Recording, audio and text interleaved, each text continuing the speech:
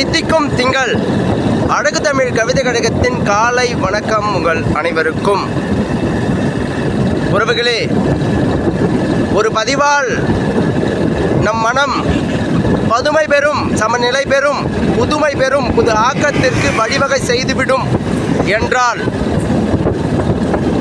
அது இந்த பதிவால் சிறு மருந்தாக உதவும் என்றுதான் தினம் தினம் இதுபோல் இயற்கை காட்சிகளை வழிவகை காட்டும் விதமாக அழகு தமிழ் கவிதை கழகம் பதிவு செய்து கொண்டிருக்கின்றது. அதை வலைதளத்தில் பதியும் நிலை செய்து கொண்டிருக்கின்றது. சூழ்நிலைகள், நம் வாழ்நிலைகள், சந்தர்ப்பங்களை எதிர்பார்த்து சில தருணங்கள் குழப்பம் நிறைந்த வாழ்க்கைக்குள் குழம்பி போய் வாழும் நிமிடங்கள், அனைத்திற்கும் சிறந்த மருத்துவங்கள் இயற்கை காட்சிகளின் படைப்புகள். நாம் உணர்ந்தால் இந்த உலகம் நம்மை நெறிப்படுத்தும், நம் மனதை குதூகலப்படுத்தும். எப்பொழுதும் ஒரு போக்கை நாம் மாற்றிக்கொள்ளாமல் நம் மனமென்னும் அழகான நினைவலைகளை சுமந்து இருக்கும் மனதை எப்பொழுதும் நமக்குள் இருக்கும் நிலை செய்து கொண்டால் இந்த வாழ்க்கை நமக்கு வரமாகும்.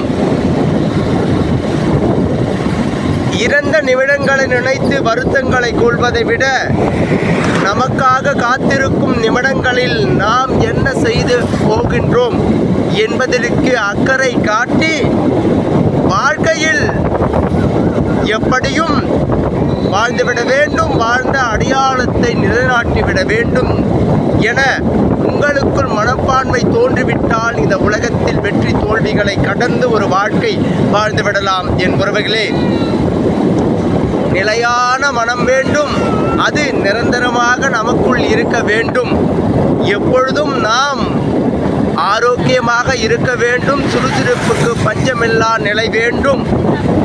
இவையெல்லாம் எதனால் நம் உடலுக்குள் வந்து சேரும் என்றால் இயற்கைகளின் காட்சிகளால் மட்டுமே, இயற்கையோடு சார்ந்த வாழ்நிலைகளால் மட்டுமே இவை யாவும் நமக்குள் நிலை பெற்றிருக்கும். என் உறவுகளே, எப்பொழுதும் 1000 குழப்பங்கள் நமக்குள் இருந்தாலும் நம் வாழ்க்கையை எப்பொழுதும் செழிப்பூற வைத்து கொள்ள இயற்கை காட்சிகளை உங்கள் கண்களுக்கும் மனதிற்கும் படம் காட்டுங்கள். இயற்கை சார்ந்த வாழ்க்கையை உங்களோடு வாழும் பக்குவத்தை நீங்கள் பழகிக் கொள்ளுங்கள். என் உறவுகளே, வாழ்க்கை மிக அழகானது.